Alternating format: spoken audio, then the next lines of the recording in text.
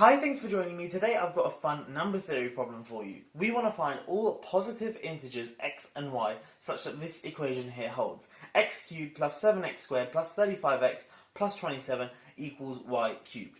Okay, so if you want to have a go at this problem, pause the video now and give it a go for yourself, and I'm going to jump straight into the solution.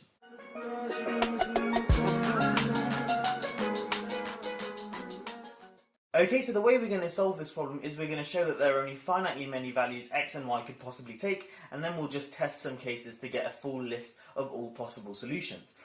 What we have firstly is essentially a function of x on our left hand side, and we want to ask ourselves when that function of x is equal to y cubed. So in other words, when is this function of x a perfect cube? But similarly, we could ask ourselves when is this function of x not a perfect cube? And one way we would know for sure it's not a perfect cube is if it's between two consecutive cube numbers. So if this thing here, this left hand side, for some particular x, if it was within alpha cubed and alpha plus 1 cubed, for some integer alpha, so if this left hand side lied between two consecutive cubes, then we know for sure it is not a cube number. So we know then that that x value does not work. There's no corresponding y value we can choose in the positive integers for that to work. So if we can show that this is between two consecutive cubes, then we'll know that for that value of x, it's not going to work. Okay, but we automatically notice straight away that this left-hand side here is clearly bigger than x cubed.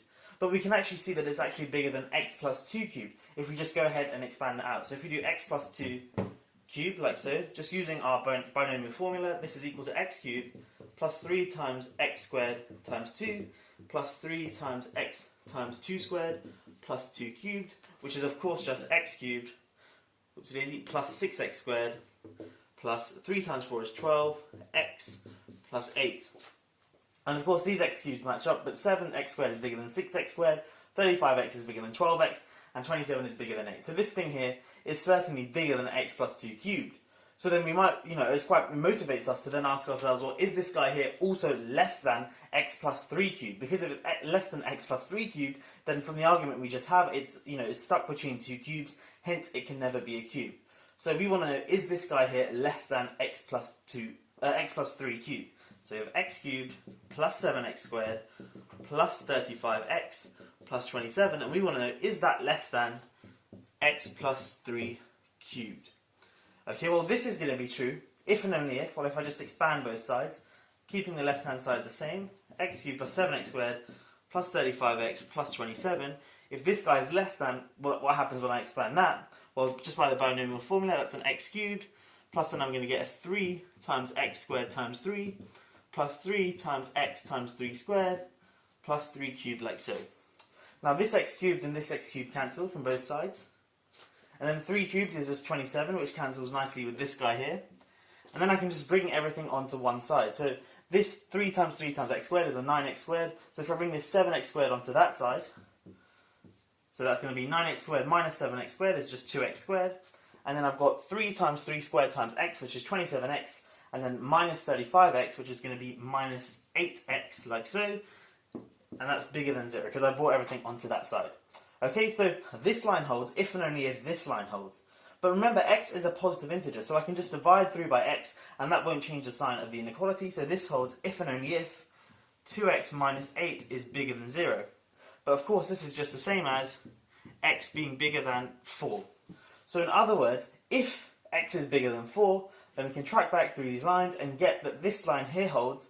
So then we have that x is, this left-hand side here is bigger than x plus 2 cubed, but strictly less than x plus 3 cubed, hence it can never be a cube. So what we know is that if there are any solutions to this line here, it must be with x being less than or equal to 4. So we only need to check x equals 1, 2, 3, and 4. Anyway, let me clean up the whiteboard and we'll do that.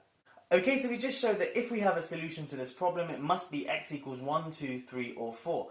And up in the corner here, I've just written down the first, or some of the cube numbers, which are going to be important in just a second. So 4 cubed is 64, 5 cubed is 125, 6 cubed is 216, and 7 cubed is 343. So I've called this function here f of x, and essentially we want to see if f of 1, f of 2, f of 3, and f of 4 are perfect cubes. So let's just go ahead and plug them in. If you compute f of 1, just by plugging it into this guy here, you're going to get 70. And 70 is bigger than 64, but it's less than 125, so it's not going to be a perfect cube, so this guy does not work. What about f of 2? Well, again, just plug it in. When you plug it in, you're going to get 133. So just plugging it into here, I'm saving you the computation. You're going to get 133. 133 is bigger than 5 cubed, but less than 6 cubed. It's sandwiched between 2 cubes, hence this cannot be a cube. When you do f of 3, you're going to get 222.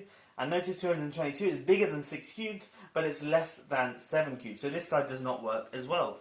And finally, we look at f of 4. And when you plug that in, you get 343, and bingo, this does work. This is just 7 cubed. So there is only one solution to this problem here, i.e. only one positive integer x and positive integer y satisfying this guy here, and namely, that's xy equals 4, 7, like so.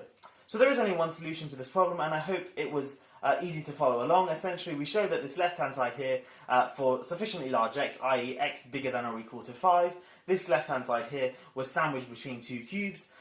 So we only need to test a few cases, and just testing them, plugging them in, we found that there was only one solution, namely x is 4 and y is 7. Thank you for watching. I'll catch you in the next one. Have a great day.